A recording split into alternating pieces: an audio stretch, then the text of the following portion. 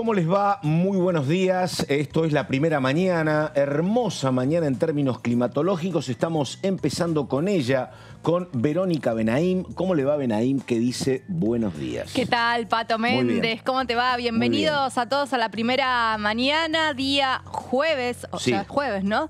¿Cómo me pierdo con los días de la semana? Es increíble. Pero estamos ya casi a finalizar esta semana que ha sucedido y donde hemos visto reuniones de comisiones, hemos tenido ayer la presentación formal y la defensa del presupuesto 2023 a cargo del ministro de Economía, Sergio Massa. Interesante la exposición del ministro y muchas cuestiones para indagar, Pato, porque, bueno, se lo vio bastante, decíamos, ¿no? Fuera del aire, bastante sólido en lo que fue esta presentación y supo esquivar todas las balas que venían de los opositores, ¿no? Efectivamente, porque, bueno, y hay otra cuestión. Ya empezamos con el tema Massa y la otra cuestión es, Vero, lo que pasa con la postergación de lo que hoy se creía que era una reunión clave para avanzar. Que iban a firmar dictamen. Con el tema del dictamen, efectivamente. Exacto. Y respecto a lo que vos decís, sí, yo creí que iba a ser una exposición más técnica, así comenzó, pero después había preguntas que iban desde Romina del Pla a López Murphy, así que ahí tuvo que navegar el ministro de Economía. Exactamente, y por eso, bueno, con toda esta información que tenemos, nos vamos a meter en los títulos ya.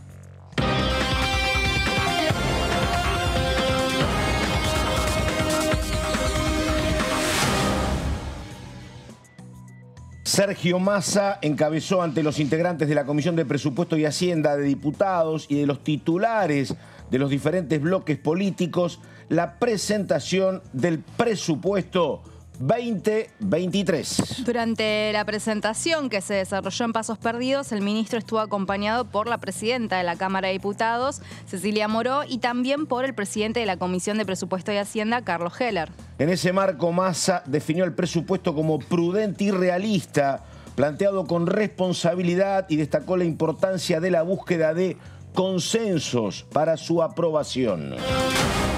Y hubo otro encuentro, Pato, en la jornada de ayer. La Comisión de Presupuesto y Hacienda emitió dictamen favorable a una iniciativa para eximir del impuesto a las ganancias al personal de salud por la realización de una guardia adicional a las cuatro que realizan en el mes, ya que muchos trabajadores refirieron no prestar ese servicio extra debido a los descuentos que reciben en ese gravamen.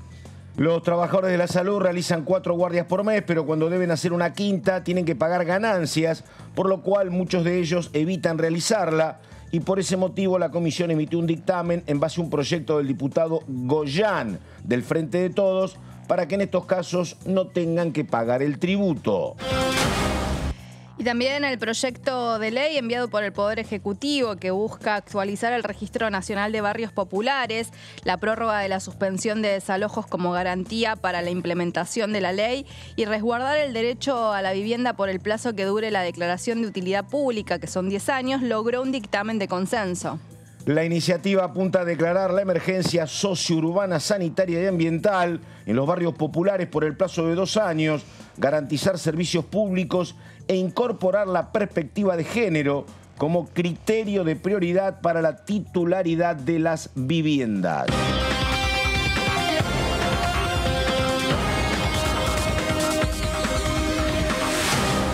Y hablábamos, Pato, de la postergación de la reunión que se iba a desarrollar en la jornada de hoy, reunión plenaria. 3 comisiones iban a participar para, bueno, resumir o unificar lo que es la iniciativa de humedales y, bueno, lograr el dictamen, pero, bueno, se definió de alguna forma tras las declaraciones públicas de distintos gobernadores que se postergue y en esta nueva reunión que se desarrollará en los próximos días se va a invitar justamente a los mandatarios provinciales. Efectivamente. Y bueno, ahí está Jessica Calcaño.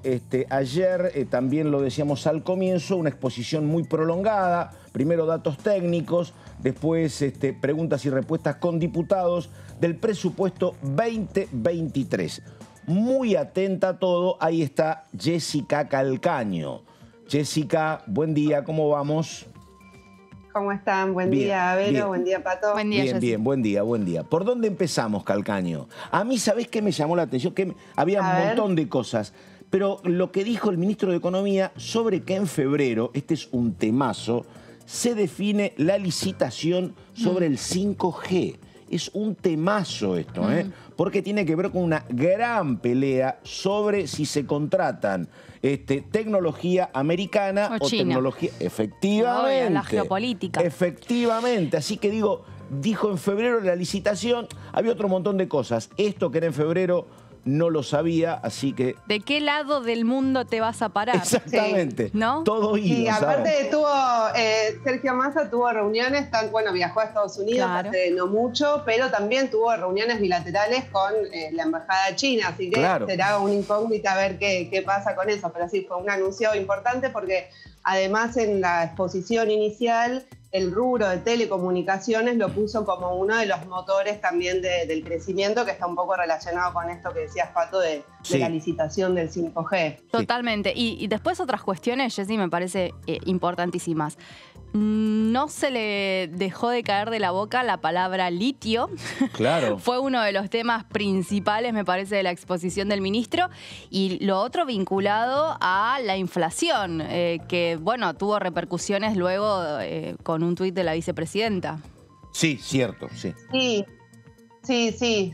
Fue más después de la exposición de Massa que tuiteó la vicepresidenta. Efectivamente, Sergio Massa se refirió en varias oportunidades a la inflación. A mí lo que me llamó la atención es que dice, bueno, nosotros ponemos el 60%, que es algo que dijo también Rubinstein, que habló después, el viceministro de Economía.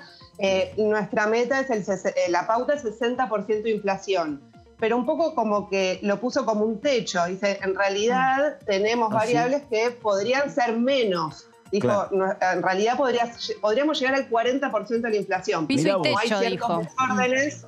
Bueno, al revés de lo que pasaba en los últimos años, los años de Guzmán y te diría que los años de Cambiemos, donde el número que ponían era como muy voluntarista, ¿no? Acordate, decían 10, terminaba siendo 48. Decían acá 39, termina 99. Acá no vos decís que la idea... No sabían contar. La idea es que sea al revés, decís vos. Sí, ellos dicen que tienen la expectativa de que sea menos. Difícil también, pero bueno. Sí, difícil. Bueno, de hecho la oposición es no se dedicaron tanto a preguntar por la inflación y esa meta, sino que hicieron algunos comentarios como por ejemplo Mario Negri diciendo, bueno, es un poco voluntarista. Ojalá sea así, pero es un poco voluntarista. Sí. Sobre todo teniendo un cierre anual de una inflación que puede terminar en 100, 99. Claro. Sí. Y aún si no termina en 3 dígitos, termina en el 90 y pico, con toda la furia. A mí, ¿sabés que también hablábamos con Benaín? Porque, viste, somos como muy variables en nuestra conversación. Y estábamos en maquillaje. ¿Y sabés qué otra cosa que fue llamativa? Esto de que dijera explícitamente que el actual ministro, que en la primera parte del año, gestión Guzmán, había como un festival en materia de gasto público también, dijo, ¿no? Fue como llamativo, ¿no? Y habló también de que en julio recibió un desborde fiscal. Eso, desborde fiscal. Perdóname. No explicó. Desborde fiscal y no festival. Que no profundizó. No, de hecho, Topo Rodríguez, de Identidad Bonaerense, le preguntó, bueno, ¿no quiere contar un poco más qué fue lo que recibió, cómo recibió el Ministerio de Economía? Y él dijo, bueno, yo no soy, no es mi tarea hacer ese balance para atrás, sino hay que pensar hacia adelante. Él igualmente, el ministro de Economía, Sergio Massa, dedicó una parte al inicio de su intervención, de su exposición, para hacer una especie de balance. Dijo, bueno, en estos 56 días de los 90, nos movimos con 3 ejes. Dijo, bueno, establecer la macro. Habló del problema de los ingresos, que lo reconoció como un problema en lo cual hay dificultades, en lo que tienen que avanzar, y el fortalecimiento del mercado interno. Eso dijo con respecto a lo que él lo que hizo en estos días, ¿no? Bueno, todo lo que fortalecer las reservas también a partir del dólar soja, conseguir el financiamiento internacional. Hizo un poco, bueno, como un repaso de algunos de los logros que tuvo en estos días que está al frente de la cartera económica. Y después se refirió más a los pilares que ordenan un poco el presupuesto 2023.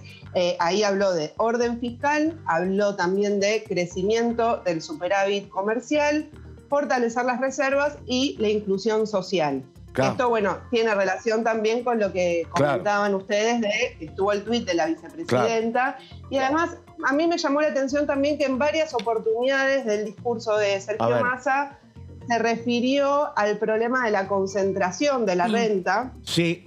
El problema también de que hay empresas que están en la cadena de valor que impactan muy mal en la inflación. No hizo referencia a ninguna en particular, pero habló, por ejemplo, dijo, en una provincia hay empresas que reciben beneficios porque pagan menos cargas sociales, tienen un régimen cambiario que los favorece, tienen tienen créditos subsidiados y sin embargo no se quieren sentar a la mesa para hacer un acuerdo. Lo que pasa es que ese es un tema muy delicado, porque hablábamos el otro día con Vero, a mí un economista muy ortodoxo y muy ligado a las empresas me dijo, no tenés idea la transferencia de ingresos que hay desde los trabajadores a las empresas en este tiempo como consecuencia de la inflación. Digo, y vos estás mirando esto a la par que el INDEC te dice que el 50% de los chicos menores de 14 años son pobres y que crece la indigencia, la verdad. Está mal siempre la transferencia de ingresos, pero si los costos sociales son estos, es doblemente preocupante. Ahora, cuando habló de esa situación en una provincia en particular, ¿ustedes saben a dónde apuntaba? No, yo no. Yo tengo una... A ver, bueno, escucho, a ver. Al sur. Ledesma. Ledesma, no, al norte. Al norte, porque también con el sur estuvo ahí evaluando el tema del régimen de promoción industrial que tiene al menos la provincia de Tierra del Fuego. Ella dice la provincia de ella. Claro, por eso digo, o sea, yo como fueguina digo... Mirá vos. Y algunos empresarios que no se quieren sentar, me suena, por ejemplo, en el sur está Mirgor, que pertenece a Caputo. Sí, puede ser, no sé. Claro, pero viste que lo asoció más al... Sí, porque lo asoció al impacto de la inflación y al problema el precio de los alimentos, claro. Bien. Salvo que ustedes coman, en Tierra del Fuego coman Mirgor, ustedes no. No, nosotros comemos pero azúcar es uno de los números que más subió en los últimos meses, por eso tiendo a creer, pero igualmente lo de Tierra del Fuego es uno de los puntos que también Sergio Massa apuntó en esta separata, que ayer hubo varias preguntas también al respecto. Sí, no le quedó muy claro a López. Juan Manuel López de la coalición cívica fue el que más hizo hincapié en lo que es la separata, ¿no? También, sí. Bueno. Claro, sí, porque ahí lo que dicen, bueno, ustedes pusieron, le dijeron, ministro, usted puso esta separata, detalló estos beneficios que tienen distintas empresas, lo que le cuesta al Estado. ¿Cuál es la propuesta del Poder Ejecutivo? ¿Tienen alguna propuesta concreta? ¿Hay algún proyecto al respecto para modificar esto? Porque ahí está desde la exención que tienen los jueces para el pago de ganancias hasta regímenes como el que decía Vero de Tierra del Fuego. Y lo que respondió Massa dijo, no, nosotros queremos que sea el Congreso el que mire estos números y si se quiere hacer un esfuerzo mayor para reducir el déficit fiscal, tenerlo como opción, porque dice todos los años es como que no se mira que existe esto, y aparte dio un número mayor al que yo había visto, dijo que son casi 5 puntos del PBI, lo que le cuesta al Estado en beneficios impositivos. Habló de esa brecha de 5 puntos. Sí, y otro número que dio 2 números, ¿viste? Y los 2 muy significativos. Primero dijo que la guerra le había costado a la Argentina, por el tema del costo del combustible, 4.000 millones de dólares. De euros. Y después dijo que el costo llegaba a 20.000 cuando vos hablabas de los problemas que tenías con el tema del swap chino y los créditos que no te habían llegado. Que me parece que algo se empieza a normalizar, pero obviamente estamos pagando las consecuencias del 2020 y 2021, me parece, ¿no? Sí. Y de hecho, bueno, hablando también de las consecuencias de ese periodo, también las previsiones de crecimiento para el 2023 lo ponen en términos de crecimiento moderado, porque va a ser, esperan, de un 2%. Poquito. Que es bastante menos, claro, de post-pandemia. Sí, dijo también una frase que a mí me llamó mucho la atención. Dice que Europa se prepara para vivir el invierno más recesivo de la Segunda Guerra Mundial. Son 80 años. Sí. Eso es real. El tema del gas. Sí, claro. Sí. Bueno, y dale. Yo te hago una consulta, Jessy. ¿Cómo interpretaste vos? Porque yo también tuve mi interpretación del tuit que hizo la vicepresidenta de la Nación, donde, bueno, le exige que vaya de alguna forma mucho más duro contra los oligopolios que producen alimentos en el país. Yo en un punto dije, ¿es un halago o es un palo? O sea, ¿Y lo escribiste eso? Sí, lo escribí. Ah, mira, sí. No puse. No sé ni qué pongo, pero lo puse. Sí. Me pareció más una advertencia. ¿No? Yo creo que hasta ahora, la vicepresidenta ha avalado, digamos, de hecho, antes de que se presente el presupuesto 2023, se supo que estuvo reunido Massa con la vicepresidenta, o sea, está al tanto de los detalles. Hasta ahora lo viene apoyando y creo que fue un mensaje para decir, bueno, avancemos por acá. Y condicionar el apoyo de alguna manera. Claro, condicionar. No se atiende el problema. Coincido. Ahí va. Lo que pasa es que ahí venimos de una experiencia que no fue buena en términos de control y que la vicepresidenta creía que podía ser una herramienta, y eran las postrimerías de la gestión Guzmán cuando se recurre a Feletti. Feletti era un hombre, o es un hombre, la verdad, muy ejecutivo, que ya había estado en cargos en la gestión de Cristina, que va a la gestión de Guzmán, trata de imponer mano dura y tampoco termina funcionando. Porque, bueno, es otra circunstancia, hay más inflación, es un Estado a lo mejor con menos capacidad de control, pero Feletti intentó. Digo, habrá que ver qué es lo que puede generar más ahora, ¿no? Si Cristina está pidiendo que no haya desborde. ¿Cómo se hace eso, no? Feletti no pudo. Bueno, Más ayer hizo una definición para el problema de la inflación. Tenemos que atacar el problema de la brecha cambiaria. Claro. Y para eso están haciendo mucho énfasis en el crecimiento de las exportaciones. Claro. Por eso, de hecho, adelantó algunos, o sea, lo del CIMI por las importaciones, para también tener más controles, porque hay mucha sobrefacturación y subfacturación, que eso fue parte del discurso, pero también habló, bueno, necesitamos una ley agroindustrial, alguna ley agroindustrial. Cualquiera, agroindustria, la que sea, dijo, la que sea. Sí, alguna, habló de una ley de hidrocarburos, que es algo que ya Alberto Fernández lo adelantó en su gira por Estados Unidos en Houston, para dar algún régimen especial o fomento de la inversión a 10 años. Y también minería, que destacó, como decía Vero al principio, litio, fue uno de los que más mencionó.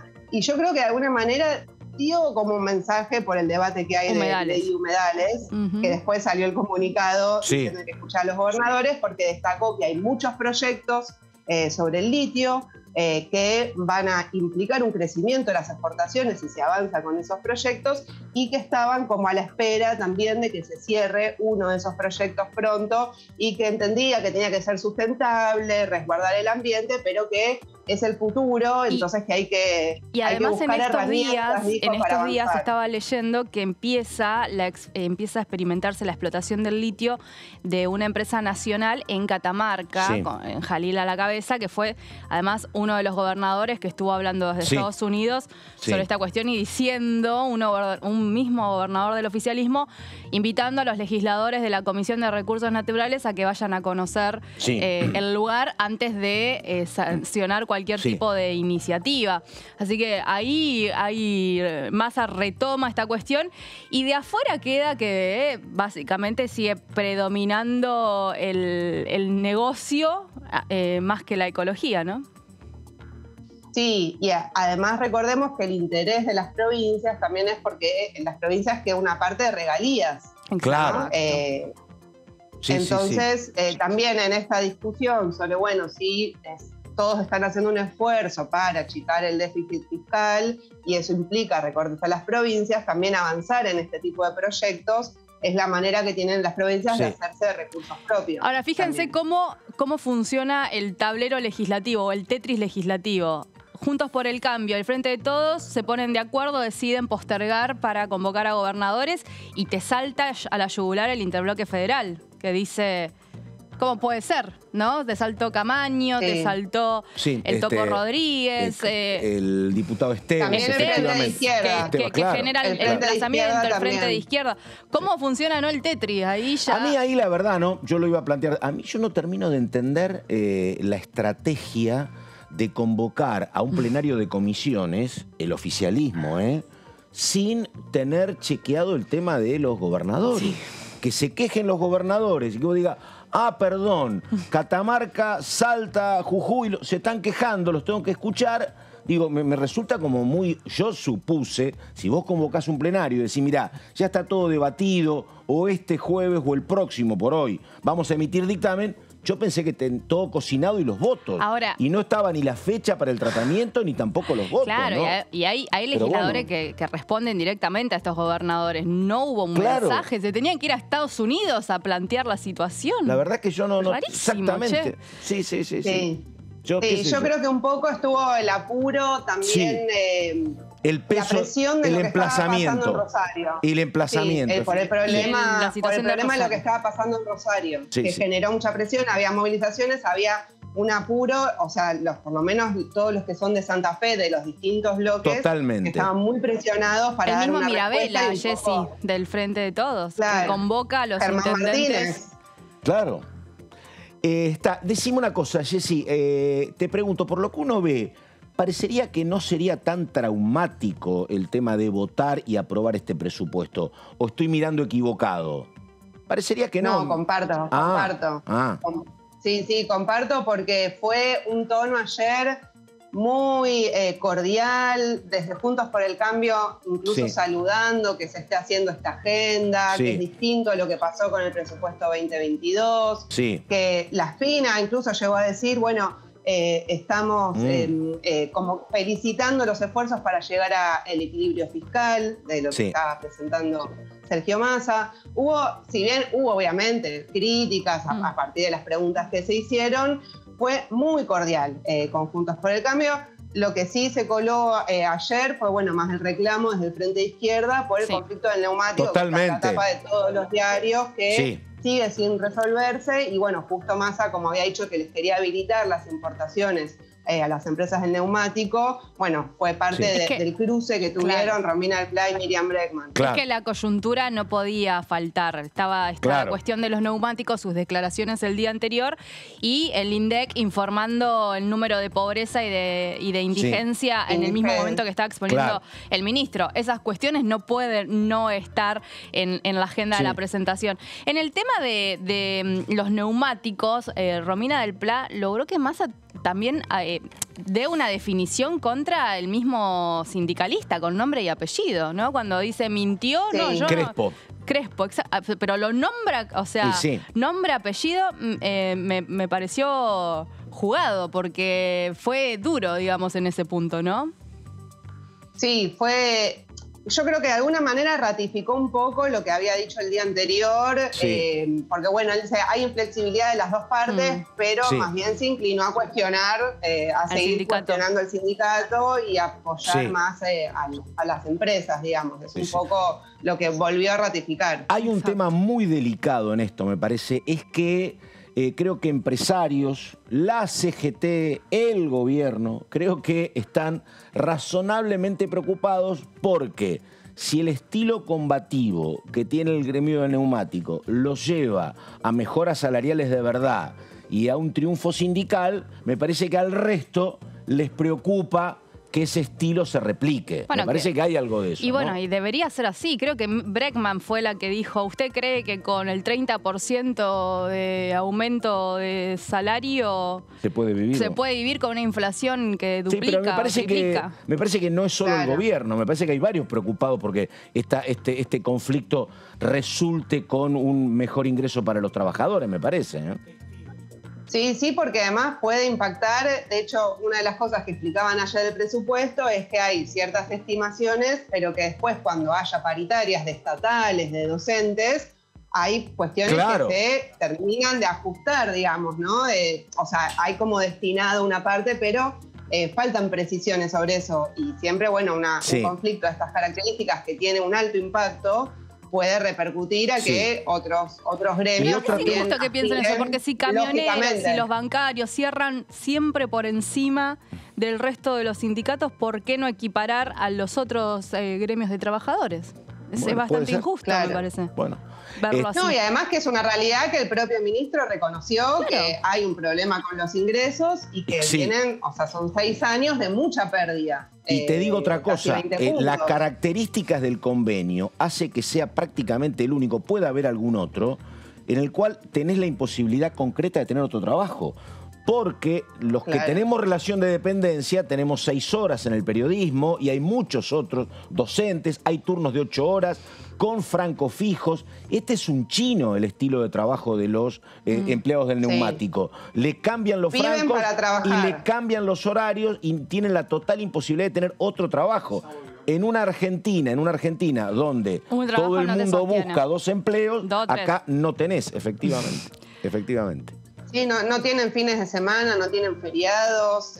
Bueno, los mismos trabajadores dicen no podemos ver a nuestras familias, no tenemos un día del padre, un día del niño. Te toca, claro. Bueno, tienen esos turnos americanos que Como varios trabajos además. Bueno, Jessy, un placer dialogar con vos, muy completo. Igualmente.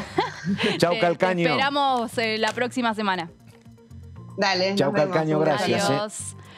Bien, pasaba nuestra compañera Jessica Calcaño. Bien, muy interesante, muy tranquila para explicar. Me gustó dialogar con Jessy. No, sí, mucho dato, sí, efectivamente. Mucho dato. Bueno, y vamos a tener más datos, pero después de la pausa, Pato, ¿no?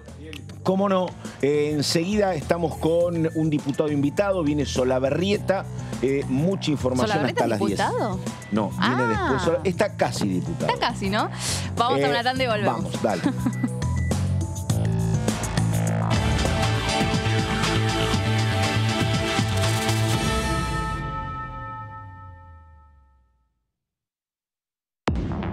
Hola a todos, ¿cómo les va? Feliz arranque de semana, estamos en vivo en la segunda edición de DTV. No es cierto de que con una ley de humedales, no tiene nada que ver la ley de humedales con el tema del fuego.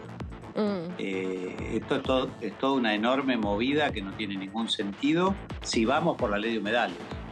Ahora, todos los ambientalistas que estaban en el puente, todos deberían estar pidiendo que se cumplan las leyes que ya tenemos.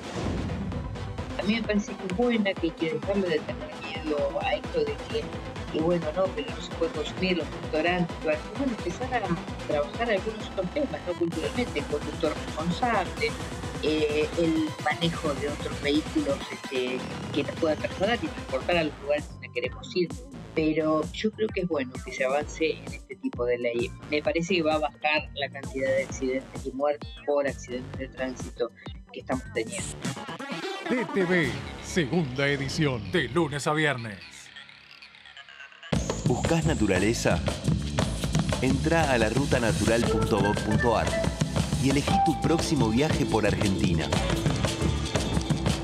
Primero la gente. Ministerio de Turismo y Deportes. Argentina Presidencia. ¿Cómo le va? Ya estamos en el análisis por aquí por DTV.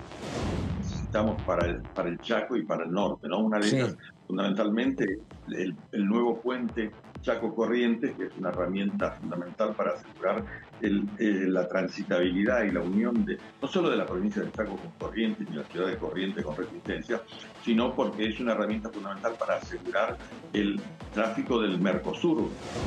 Avanzar en un punto clave del certificado único de discapacidad, y es que no sea renovable, al menos en el modo en que lo es hoy, cada vez que hay una discapacidad que es más permanente. La idea es cambiar el enfoque, que eso sea una decisión de las personas, no una imposición del Estado. Hay unos 565 barrios en nuestro país que están teniendo obras de integración sociourbana que involucran muchas veces a los vecinos y las vecinas a través de cooperativas. DTV, el análisis, de lunes a viernes. Recuperamos 1.700 kilómetros de vías y reconectamos 56 localidades en todo el país. Primero la gente. Argentina Presidencia. La Cámara de Diputados tiene 257 miembros. Los diputados debaten y sancionan leyes que rigen en todo el territorio nacional. Algunas de las más importantes son el presupuesto de gastos generales del Estado, el Código Civil, el Código Penal, la forma en que se rige el trabajo, las jubilaciones, entre tantas otras. Además, controla y hace un seguimiento de las políticas del Poder Ejecutivo a través de la visita de diferentes funcionarios o el pedido de informes, así como la posibilidad de realizar juicios políticos a los funcionarios. La duración de los mandatos de los diputados es de 4 años y pueden ser reelegidos indefinidamente. Desde el momento en que asumen y hasta el final de su mandato, no pueden ser acusados, interrogados judicialmente ni molestados por las opiniones o discursos que imitan desempeñando su mandato. Son requisitos para ser diputado tener al menos 25 años, 4 años de ciudadanía argentina y haber nacido en la provincia por la que se postula o haber residido en ella los 2 años precedentes. Se agrupan en bloques que expresan partidos políticos o afinidad ideológica. Existen también los monobloques integrados por un solo diputado. Pusimos un satélite en órbita y estamos construyendo otros 2 para estar más conectados y conocer mejor toda la potencia productiva de nuestro país. Avanzar con soberanía. Primero la gente. Argentina Presidencia. Hola, hola, hola, ¿cómo va? Aquí estamos, Cámara de Diputados de la Nación. La verdad que para mí Néstor Kirchner era un absoluto desconocido. No lo conocía, no lo tenía junado. A mí lo que me pasó en ese momento, como le pasó a muchísimos jóvenes de mi generación, fue que por supuesto voté con cierto enojo, porque no lo conocía a Néstor, pero no iba a votar a Menem. Entonces le puse un voto de confianza a ese flaco, que para mí era casi un perfecto desconocido. Mira. Yo soy diputada nacional, tengo que representar el interés de toda la nación. Claro. Acá juré, por supuesto, en este mismo lugar, y juré por el pueblo de la provincia de Buenos Aires. Mira. Y también juré por la soberanía nacional.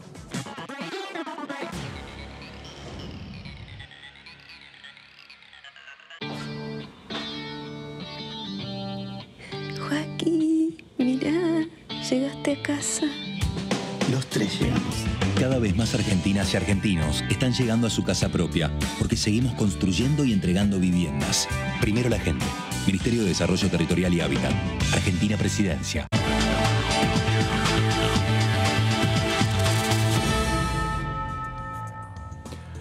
Bueno, estamos en la primera mañana, recién mucha información con Jessica Calcaño. Hay un dato, Vero, a ver, que es el siguiente. Viste que ella dijo que veía un buen clima, vos también, para que el gobierno avance en la votación del presupuesto.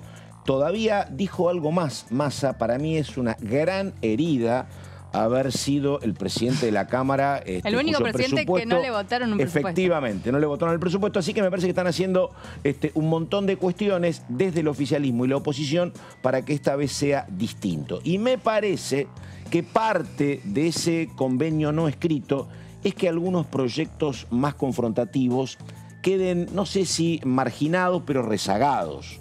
Y no sé si no es parte de esta cuestión la suspensión de la reunión de humedales, porque estaba claro, Vero, que gran parte del PRO específicamente no quería ley de humedales.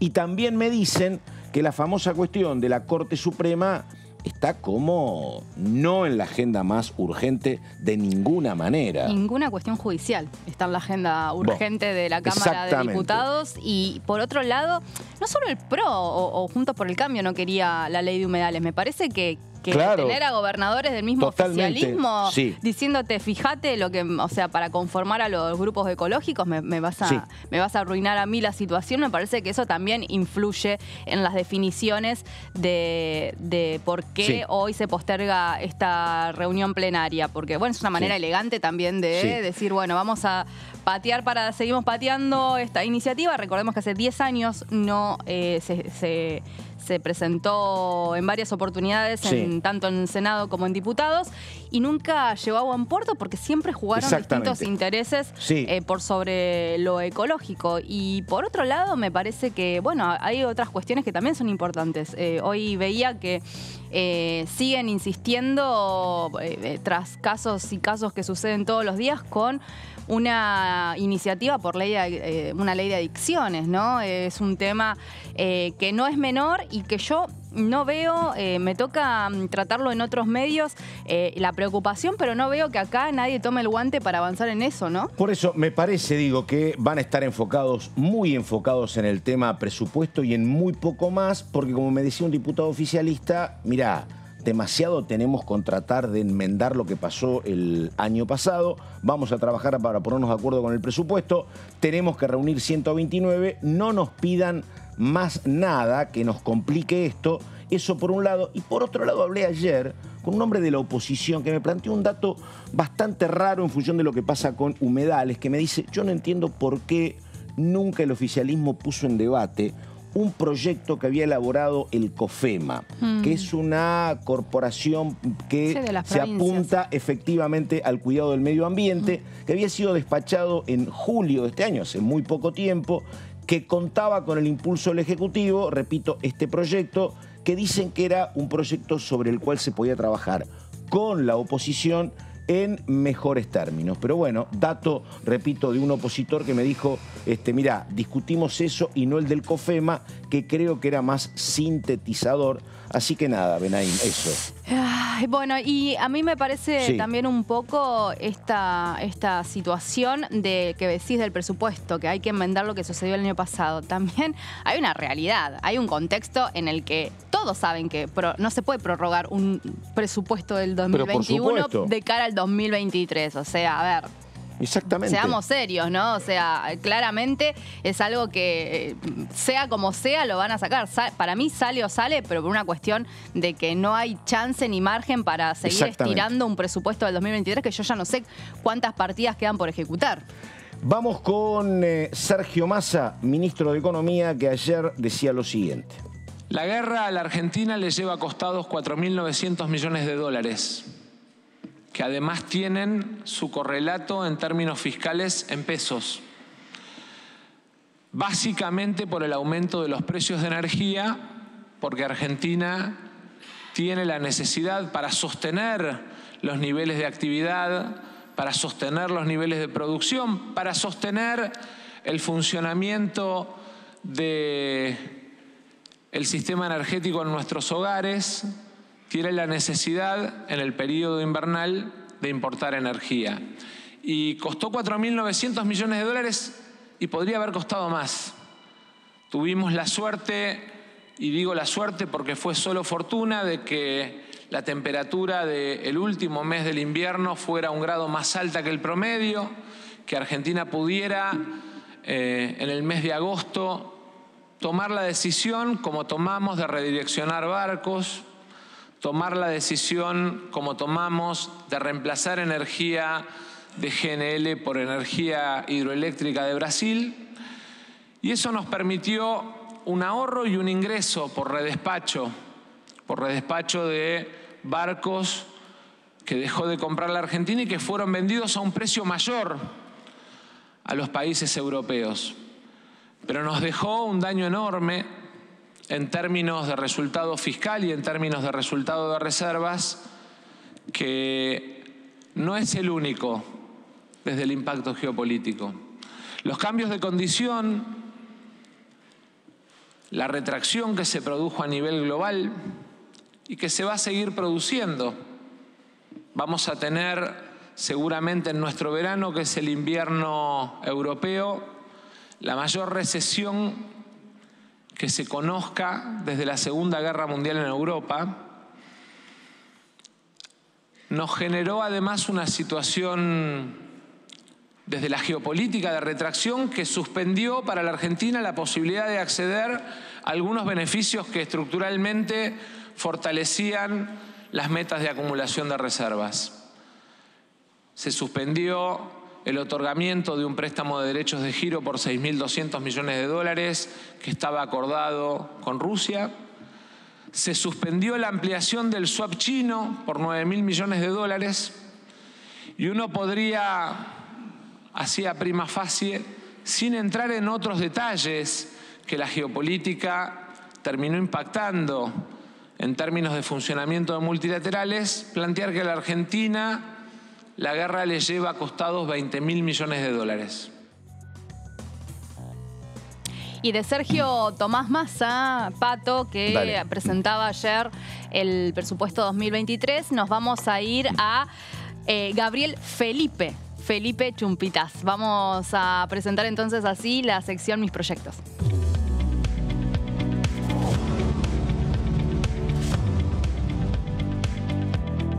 Bueno, es rosarino, santafesino Chumpitas, así que la verdad, mientras escuchábamos a Sergio Massa, hablábamos básicamente de temas de rigurosa coyuntura en Rosario, como es el tema narcotráfico y violencia, pero comenzamos con Chumpitas con algún proyecto muy particular. Uno tiene que ver con obra pública y esto tiene que ver con el norte de la provincia de Santa Fe, Ruta Nacional 95, entre San Bernardo y Villa Minetti. Son zonas muy industriales del norte santafesino. No hay ruta, hay que mejorarla, ¿qué hay que hacer, Chumpitas? Y se debate un presupuesto en el medio. Exactamente. Bueno, en primer lugar, creo que el norte santafesino ha sido relegado, ha sido olvidado. Históricamente, Históricamente. Sí. En ese sentido, he intentado, primero como diputado de la provincia de Santa Fe y ahora como diputado nacional, hacer los reclamos pertinentes para que la producción básicamente del norte santafesino pueda llegar a todo el país y también al mundo, porque es una de las zonas más ricas y productivas que hay mucha carne, y había madera una época, ¿no? Sí, un poco de arroz. Y también en el norte tenemos, por ejemplo, curtiembres. Claro. Donde se utiliza mucho el cuero para la industria medicinal. Sí. Puntualmente el pedido nuestro tiene que ver con una ruta que es la 95, sí, que está realmente destrozada, pero que vive el mismo destino que las rutas nacionales que atraviesan la provincia de Santa Fe. Nos referimos a la ruta 11, a la ruta 34 y a la ruta 33.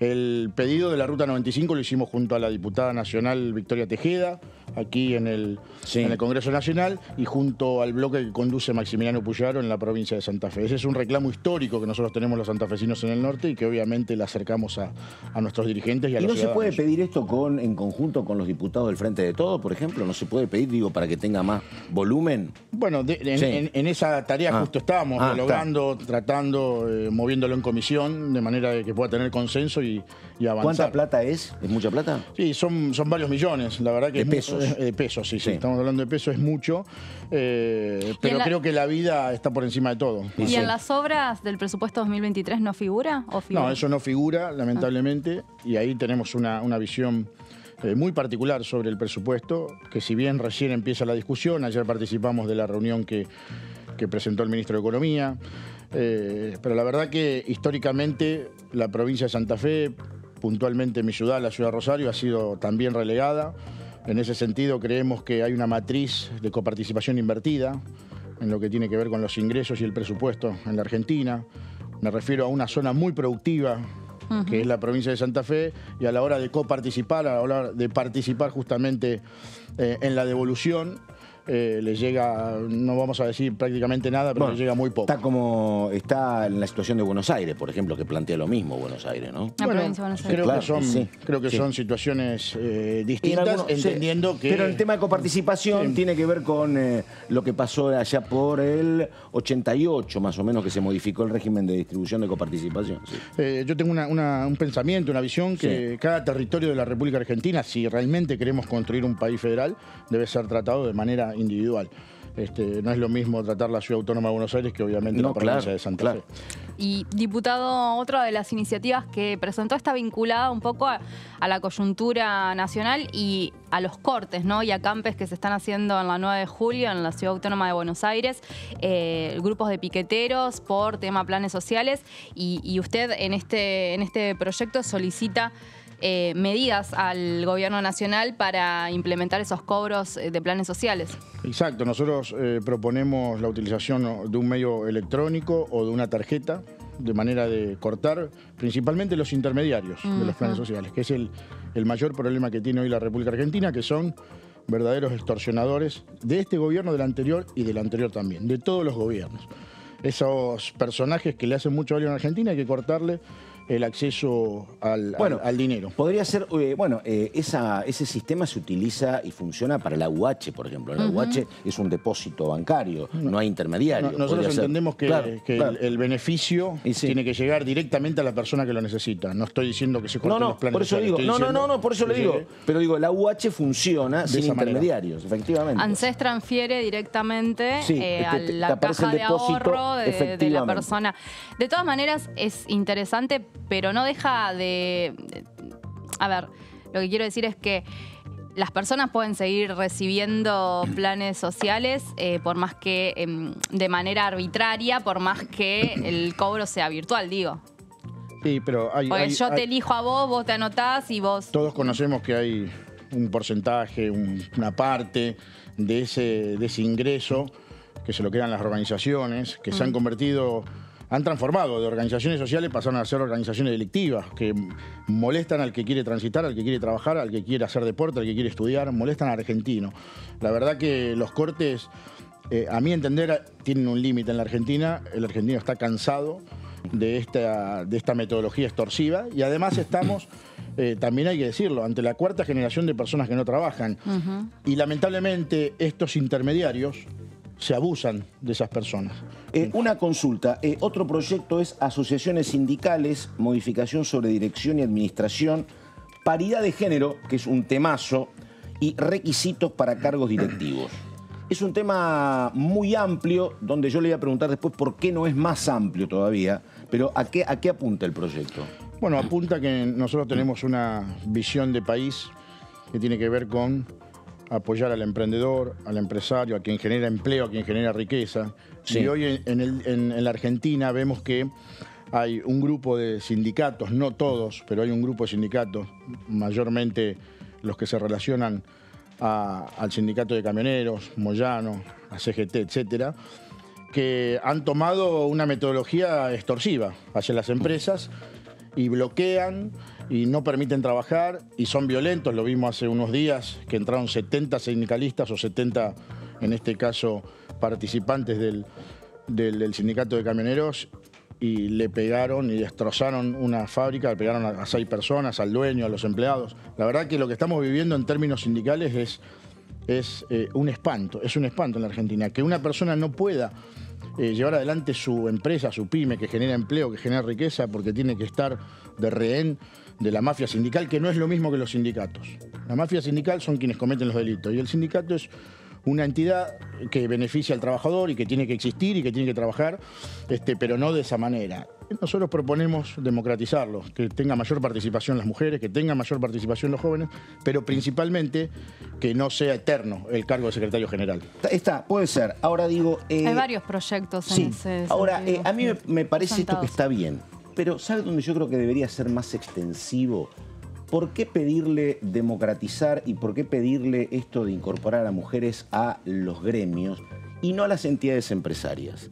¿Sabe qué me contaba los otros días? La única representante, que no sé si sigue en el cargo, en la Unión Industrial, la única en años. Bueno, ingresa a la UIA, no había baño de mujeres. En la UIA no había baño de mujeres. Hubieron que crearlo para ella. En la mesa de enlace, ¿cuántas mujeres hay? Digo, a mí lo que me joroba un poco es que, apuntan, bueno, hay que democratizar los gremios. Pero ¿y lo propio? ¿Por qué nunca hay un proyecto que diga, che, ¿y qué pasa con la dirigencia empresaria? ¿Cambia tanto la dirigencia empresaria? Yo conozco los mismos. Yo conozco los mismos de siempre, digo. Entonces, está bien mirar a los gremios, pero miremos la UIA, miremos cualquier organización empresaria. ¿Funes de Rioja hace cuánto está dentro de Funes de Rioja? Por eso, y los proyectos de Juntos por el Cambio, siempre en ese sentido, me parece que son como unidireccionales. Sí, por eso, a lo mejor usted me dice, mira, vamos a ampliar para todo. Esto me parece coincido, bien. Es muy buena la apreciación, pero también hay que basarse en hechos reales y en casos puntuales. Quien lleva adelante el MEAP, que es el Movimiento Antibloqueo, es una empresaria mujer, Verónica Razzini, precisamente de mi ciudad, la ciudad de Rosario, quien sufrió un bloqueo de camioneros durante 90 días, a quien le tirotearon la empresa. Hay denuncias, hay hechos judiciales que sostienen. Y la verdad que Verónica Razzini fue quien se puso al frente de este movimiento junto a Florencia Arieto, como abogada, como representante legal. y pudieron solucionar muchos de los problemas, no todos. Me genera alguna desconfianza Florencia Arieto, que la he visto jugando en todas las canchas, así que le digo la verdad, ¿no? La he visto pasar de ultra kirchnerista ahora, pero bueno, nada, profesionalmente lo dejamos ahí. Yo creo que Florencia Arieto, como Verónica Razzini están haciendo un trabajo excepcional en el movimiento antibloqueo y cada vez son más los empresarios que se suman a esta idea. Yo le digo, yo no estoy para nada de acuerdo, la verdad, con ningún tipo de violencia. Con ningún tipo de violencia ahí lo repudiamos y lo condenamos. Ahora, hay un dato que, digo, un economista indiscutible, digo, por su ortodoxia, como es Gabriel Rubinstein, el número 2 de Sergio Massa, dice, por ejemplo, que la verdad, y esto lo dice cualquier economista ortodoxo, la distribución del ingreso en la Argentina en este tiempo es cada vez más inequitativa. Hay cada vez más transferencia de los sectores asalariados para los sectores empresarios. Los números indican que la mitad de los chicos entre 0 y 14 años son pobres. Digo, ¿no hay un tema de distribución del ingreso en esta situación en la Argentina? Yo creo que hay un problema de la visión de país que queremos. Sí. Más que la distribución del ingreso, yo creo que la Argentina es un país muy rico, que genera alimentos para 400 millones de personas. Justamente mi ciudad, la ciudad de Rosario, tenemos 24 puertos al norte de mi ciudad. Es el polo agroindustrial más importante del mundo, o uno de los más importantes del mundo. Sin embargo, ayer veíamos los números de la indigencia, que llegan a casi 2.700.000 personas. ¿Dónde van esos alimentos entonces? Bueno, van al extranjero, son las divisas que entran a la Argentina. Creo que ahí tenemos que hacer una autocrítica desde la política, no solo de las dos coaliciones que gobernaron el gobierno anterior y o sea, me refiero al Frente de Todos y a Juntos por el Cambio. Me parece que la política en general tiene que hacer una autocrítica, hay que hacer una reforma del Estado, hay que hacer una reforma política, más allá de la reforma monetaria que plantean algunos economistas o casi todos los economistas, más allá de la reforma laboral que entiendo hay que llevar adelante, porque hoy la relación entre... 5 y más, porque recordaba la última vez que... No, bueno, recordaba la última vez que... ¿Cuál era, Vero? El 2001, la comen en el Senado por la reforma laboral. Sí, la última vez que claro, la última vez que trataron el tema... Sí, me acuerdo, ¿no? Desató. Bueno, lamentablemente en Argentina tenemos que llegar al piso y tocar eso en el péndulo. En el 2001 caímos. Y me parece que tenemos que salir de ese péndulo. Sí. Me parece que tenemos que poner paño frío, tanto Juntos por el Cambio, el Frente de Todos, los partidos menores, coaliciones menores, intentar, tenemos la obligación de dialogar de manera constante, permanente, en estos temas que son estructurales, porque a veces nosotros nos centramos en temas políticos que les interesa solamente a los políticos. Coincido. Me refiero a la boleta, me refiero al voto electrónico o a cualquier tipo de cuestión que es importante, pero que no es urgente. Totalmente. Hoy la urgencia son los argentinos. Totalmente. El diputado Chumpitaz, había en los años 70 un gran marcador central peruano. Chumpitaz. Mi tío. El tío del diputado. Mi tío, exacto. Un gran jugador. El capitán de América. Nos eliminó en los años 70, íbamos al Mundial y el equipo de Chumpitaz nos eliminó en la cancha de Boca. Mira, no sabía que tenía... ¿Y tu padre vino para acá? Exacto, mi padre es el mayor. Vino a estudiar medicina. Gran jugador Chumpitaz, exactamente. En el año 69, cancha de Boca fue. Mira vos. 1-0. Lamentablemente, yo soy argentino, por eso lamentablemente quedó Argentina fuera del Mundial 70. Gran partido del Toscano. ¿Y Chumpitaz juega como el tío? ¿O... está. Bueno, dicen que si hubiera jugado bien al fútbol no estaría trabajando. Está. Bueno, Chumpitaz, la verdad, un gustazo. Bueno, muchas gracias. Bueno, Benaim, todo tuyo, ¿dónde vamos? Sí, vamos rápidamente a saludar a Gonzalito, que está por allí en algún lugar, como siempre, de este Parlamento. Gonza. Que no sabía. Buen día, Vero, buen día, Pato, y a toda la audiencia de La Primera Mañana. Nosotros aquí en el lugar en donde ayer hubo una actividad realmente muy grande y hasta tarde, en donde se realizaron las distintas reuniones de la Comisión de Presupuesto y Hacienda, con la presencia, lógicamente, del secretario de la cartera de Economía, el ministro Sergio Massa. Bueno, nosotros en el día después, ya con un clima mucho más tranquilo en cuanto al movimiento, pero al mismo tiempo tiempo le tengo que decir que a partir de un ratito nomás, a partir de las 10:30 de la mañana, se va a realizar una jornada por el Día Mundial del Corazón, que se celebra en una jornada, lógicamente, en solidaridad con la Organización Mundial de la Salud. Recordemos que las enfermedades cardiovasculares son la principal causa de muerte a nivel mundial. Son 17.100.000 personas las que mueren por año en una estadística en el mundo por enfermedades de este tipo, y por eso, junto con la dirección de la Secretaría aquí de Salud de la Honorable Cámara de Diputados, lógicamente con la presencia del doctor Alac, se hará una jornada con estadísticas, con debate, y justamente para señalar la importancia que tiene que ver la prevención de estas enfermedades, lógicamente haciendo hincapié en la República Argentina. Así que en un ratito estaremos con toda la cobertura en las siguientes ediciones. Perfecto, Gonza, muchas gracias. Te despedimos y nos vemos mañana. Mañana nuevamente. ¿Cómo no? Hasta mañana. Bueno, que tengas lindo jueves, Gonza. Que tengan... Ay, perdón. Te pisé. No, para nada. Tenemos que terminar. Del otro lado también estaban diciendo exactamente. Chumpitas. Tenemos que terminar ya. Verónica Benaim, muchas gracias. Enseguida Horacio Embón y hasta mañana. Gracias a vos, Pato Méndez. Hasta mañana.